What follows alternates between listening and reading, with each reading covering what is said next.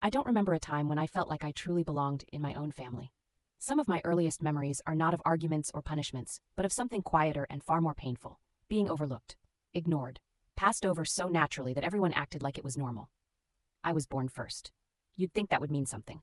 But from the moment my younger sister arrived, the atmosphere in our house changed. She didn't even have to try. People gravitated toward her like she carried light inside her bones. Relatives would come over and bend down to her level, cooing about her eyes, her cheeks, her smile. Someone would eventually notice me standing nearby and say, "Oh, and this is the elder one," as if I were an afterthought they almost forgot to mention. At first, I didn't understand why it hurt. I was too young to name the feeling. I just knew that when she laughed, the room warmed, and when I spoke, it went quiet. My parents never said I wasn't pretty. They just never said I was. When my sister wore a dress, everyone paused to admire her. When I wore one, it was nice or practical. When she entered a room, she was noticed. When I did, I blended into the furniture. Family photos told the story better than words ever could. She was always in the middle, held, posed, angled toward the camera. I was placed on the side, sometimes half-cropped, sometimes asked to step back so she could stand out better. Once, when I was around 7, I asked my mother why my sister always got new clothes while I wore hand-me-downs. She didn't even hesitate. "She looks better in them," she said, as if it were the most logical thing in the world. That sentence stayed with me longer than she ever knew. At school, teachers adored my sister too. She was charming, confident, expressive. I was quiet, observant, reserved. Parent-teacher meetings were filled with praise for her personality and concern about my silence. "She needs to speak up more," they'd say about me. "She's such a joy," they'd say about her. At home, those labels stuck. My sister was the sunshine. I was the serious one. If she forgot her homework, it was forgiven. If I did, it became a lecture about responsibility. If she cried, my parents panicked. If I cried, they told me to stop overreacting. By the time we reached our teenage years, the imbalance was no longer subtle. It was structural. Everything revolved around her. Her interests dictated family schedules. Her moods determined the house's emotional climate. Her problems were emergencies. Mine were inconveniences. When money was tight, sacrifices were made, but never hers. She needed dance classes because she was talented. I didn't need extra books because I was already doing fine. I learned very early that being capable meant being invisible. So I stopped asking. I stopped expecting comfort. I stopped sharing dreams. I trained myself to need less, because needing less was safer than being disappointed over and over again. I watched my parents pour into her what they never poured into me: confidence, reassurance, belief. And I wondered what kind of person I might have been if someone had ever looked at me the way they looked at her. But resentment wasn't allowed. If I ever hinted at unfairness, I was told I was jealous. "Don't compare yourself," they'd say. But they compared us constantly. By the time I was old enough to understand, I realized something devastating. My family didn't ignore me because they hated me. They ignored me because they thought I didn't matter as much. And once you realize that, something inside you quietly breaks. I didn't rebel. I didn't act out. I disappeared emotionally. I became the good daughter. The low-maintenance one. The one who caused no trouble and asked for nothing. Everyone praised me for being easy, never realizing how much it cost to become that way. What no one noticed was that while they were busy building my sister up, I was learning how to survive without them. And that lesson would change everything. By the time I reached my late teens, the roles in our family were so deeply ingrained that no one even questioned them anymore. My sister was the star. I was the background. It showed in everything, especially during moments that were supposed to belong to both of us. When relatives visited, they asked her about her plans, her dreams, her love life. They asked me practical questions: what I was studying, whether I had thought about something realistic. It was never asked with malice, just with quiet certainty that ambition looked better on her than it did on me. At family gatherings, she was encouraged to dress up. I was told to help in the kitchen. When she laughed loudly, it was charming. When I spoke with the same confidence, it was a bit much. And slowly, painfully, I learned the rules. If I stayed quiet, I was praised. If I stood out, I was corrected. The comparisons grew sharper once we entered adulthood. We both applied to universities. She got into a well-known private college, and the entire family celebrated. There was a party, gifts, photos, tears of pride. When I got into my university, on scholarship no less, it was acknowledged with a nod. "That's good," my father said. "At least we won't have to spend much on you." That night, I lay awake staring at the ceiling, realizing something that hurt more than jealousy ever could. My achievements only mattered in relation to how little they cost. While my sister's education was an investment, mine was an expense they were relieved to avoid. During holidays, my sister was encouraged to relax. I was expected to be useful. I ran errands. I helped with chores. I listened while my parents discussed her future, her career prospects, her marriage, how lucky someone would be to have her. No one ever discussed mine. Once, I overheard my aunt say, "Well, at least one daughter turned out beautiful." No one corrected her. I pretended I didn't hear it, but that sentence burrowed into my chest and stayed there. It wasn't just about appearance anymore, it was about worth. I started working part-time early, not because I had to, but because it felt good to rely on myself. The independence was intoxicating. Every paycheck felt like proof that I existed outside their approval. Still, I went home on weekends. Still, I tried. And still, I was reminded, again and again, where I stood. When my sister had her first heartbreak, the house mourned with her. My mother slept in her room, my father canceled work meetings, everyone tiptoed around her pain. When I went through my own breakup, I was told, "You're strong. You'll get over it." Strength, I learned, was just another word for emotional neglect. The turning point came during one family dinner. We were all seated around the table. Relatives, laughter, noise. Someone asked about our future plans. My sister spoke confidently about her dreams, big, glamorous, ambitious. Everyone listened, smiling. Then the attention turned to me. Before I could answer, my mother laughed lightly and said, "Oh, she's simple. She doesn't need much." Simple. That word hit me harder than anything before it, because it wasn't an insult. It was worse. It was a dismissal. In that moment, something inside me hardened. I realized I had spent my entire life shrinking myself so others could feel comfortable, and no matter how small I made myself, it would never be enough. I went back to my apartment that night and cried. Not loudly, not dramatically, but quietly, the way people cry when they finally accept a truth they've been avoiding.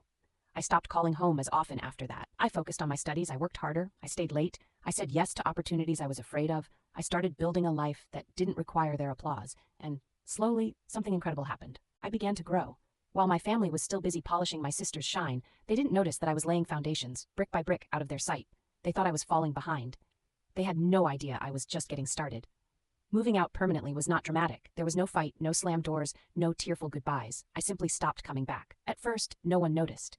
Weeks passed, then months. My calls grew shorter, then rarer. I told myself I was busy, and that wasn't a lie, but it wasn't the whole truth either. The real reason was that for the first time in my life, I was breathing freely. And once you taste that kind of freedom, it's very hard to willingly walk back into a place where you were taught to feel small. I poured everything into my work. After university, I took a job most people would have overlooked. Long hours, modest pay, high expectations. It wasn't glamorous, and it wasn't impressive enough to brag about at family gatherings, which made it perfect. No one interfered. No one questioned my choices. No one compared me to my sister. I learned fast. I listened more than I spoke. I stayed late. I asked questions others were too proud to ask. I made myself useful in ways that couldn't be ignored. Within a year, my responsibilities doubled, then tripled. By the time I was promoted, I didn't even tell my family. I didn't feel the urge to prove anything anymore. Their approval had lost its power over me, and that scared me at first, because when you've lived your whole life chasing validation, letting go feels like standing on air. But I didn't fall. I rose. While my sister's life unfolded exactly as planned, parties, vacations, a carefully curated social media presence, mine was quietly transforming. I moved into a better apartment. I bought my own car. I paid my own bills. Every milestone felt private, sacred, earned. Occasionally, I would hear updates about my family through distant relatives. My sister was still doing great. My parents were still proud of her, and I was still barely mentioned. Until one day, everything shifted. I received an email that changed the trajectory of my life. A multinational company, one people in my field dreamed of, had noticed my work, not through connections, not through favors, through results. They wanted me, not just as an employee, but in a role that carried authority, responsibility, and a salary that made my hands shake when I read the number. I sat alone in my apartment that night, staring at the offer letter, and laughed. Not because it was funny, but because somewhere deep inside, the version of me who was called simple was finally vindicated. I accepted. The new job demanded everything: travel, strategy, leadership, decisions that affected real money and real people. It was terrifying and exhilarating. I was no longer invisible. People listened when I spoke. They trusted my judgment. They relied on me. For the first time, I wasn't being tolerated. I was being respected. That was also around the time my family's world began to crack. It started subtly. A delayed payment here, a bad investment there, a business decision made on overconfidence instead of caution. My parents had poured years of resources into ventures that looked impressive on the outside but were hollow underneath. They had assumed stability would always be there. That success was permanent. That luck was loyalty. It wasn't. By the time I heard about their financial troubles, they were already deep in debt. Properties were mortgaged, savings drained, pride bruised. My sister, who had never needed to stand on her own, struggled the most. Opportunities dried up. Connections stopped answering calls. The same relatives who once praised her beauty now offered advice, laced with judgment. And suddenly, unexpectedly, my phone started ringing. At first, it was casual, just checking in. "We haven't heard from you in a while. You should visit sometime." I kept my responses polite, distant, neutral. Then the tone changed. They started asking questions. Where was I working now? What exactly did I do? Was it stable? I didn't brag. I didn't lie. I simply answered. And every answer landed heavier than the last. I could hear it in the pauses, the recalculations, the quiet realization that the child they overlooked had built something solid, something real, without them. The day my father asked me hesitantly whether I could help the family out a little, I knew the roles had finally reversed. Not because I wanted revenge, but because for the first time they were looking at me. Not as the less pretty sister, not as the simple one, not as the background character, but as the one who survived. And they were only just beginning to understand what they had lost. When the call finally came, it wasn't subtle anymore. My mother's voice was softer than I remembered, careful, measured, as if she were speaking to someone important, someone she couldn't afford to offend. We're going through a difficult phase, she said. Your father isn't well. The stress has been a lot. I listened in silence. She talked about debts without naming numbers, about bad luck without admitting mistakes, about how family should stand together in hard times. Then she said my name the way she used to say my sister's. Not rushed, not distracted, intentional. We're so proud of you, she added quickly, like an afterthought she hoped would stick. I closed my eyes. That sentence should have healed something in me. Years ago, it would have meant everything. I would have cried. I would have rushed home. I would have given them whatever they asked without question. But now it just felt late. I agreed to visit, not because I felt obligated, but because I needed closure. Walking into my childhood home felt like stepping into a museum of other people's memories. The walls were the same, but the energy was different, quieter, heavier. The laughter that once revolved around my sister had faded into tension. She was there, sitting on the couch, scrolling through her phone without enthusiasm. For the first time, she looked unsure, not radiant, not admired, just human. When she looked up and saw me, her smile faltered. Oh, she said, you're here. Not I missed you, not I'm glad to see you. Just surprise, mixed with something that looked dangerously close to insecurity. Dinner was awkward. My parents watched me more than they ate. Every word I spoke seemed to recalibrate their perception of me. When I mentioned work casually, my father asked questions. When I spoke about travel, my mother leaned in. They were finally curious, and that hurt more than indifference ever did. After dinner, my father asked to speak to me privately. We sat in the living room, the same place where he once told me, you should be more like your sister. Life is easier when you're beautiful. He didn't remember saying it. I did. I won't sugarcoat this, he said. We need help. Financially. We've exhausted our options. There it was. The reason. I nodded slowly. And if I couldn't help? He hesitated. We'd understand, he said, but his eyes said otherwise. That was when something inside me finally settled. I can help, I said, but not the way you expect. They looked relieved too quickly. I won't give money, I continued. I'll help you restructure. I'll connect you with advisors. I'll guide you, if you're willing to listen. Silence. They weren't expecting terms. They weren't expecting boundaries. My sister scoffed. So now you're the expert? I turned to her calmly. I always was. You just never looked. That landed harder than I intended. Her face flushed, not with anger, but embarrassment. Over the next few weeks, I helped from a distance. Emails, calls, advice. No handouts. No rescue fantasy. Just support where it made sense. And slowly, painfully, they realized something. I wasn't helping to earn their love. I was helping because I chose to. One evening, as I prepared to leave after another tense visit, my mother stopped me at the door. We were wrong, she said quietly. About you, about everything. Her eyes filled with tears. We didn't see you. I believed her, but belief doesn't erase the past. I know, I said gently. That's why I learned to see myself. I left that night feeling lighter, not because they finally apologized, but because their regret no longer defined me. They had lost years with me, and that loss was something no amount of success, mine or theirs, could undo. I didn't come back for a while after that, not out of spite, not to punish anyone. I simply returned to the life I had built, the one that didn't revolve around comparison, competition, or conditional love. Work picked up again, deadlines stacked, meetings blurred into flights and hotel rooms. The world was moving fast, and for once, I was moving with it instead of being dragged behind. And something interesting happened. I stopped thinking about them. Not in a dramatic, cut them off forever way, just naturally. The way you stop replaying a song once it's no longer your favorite. The way old wounds lose their sting when they're no longer being touched. Meanwhile, their reality caught up with them. The restructuring helped, but it wasn't a miracle. Some losses couldn't be undone. Properties had to be sold, lifestyles adjusted. My parents learned, for the first time in their lives, what it felt like to step down instead of up. My sister struggled the most. She had built her entire identity on being admired. When that admiration faded, there was nothing solid underneath. No career she loved, no independence she trusted herself to handle. For the first time, she wasn't the center of attention, and she didn't know who she was without it. She called me one night, no pretense, no sarcasm. I don't know how you did it, she admitted, living without needing them, without needing anyone to clap for you.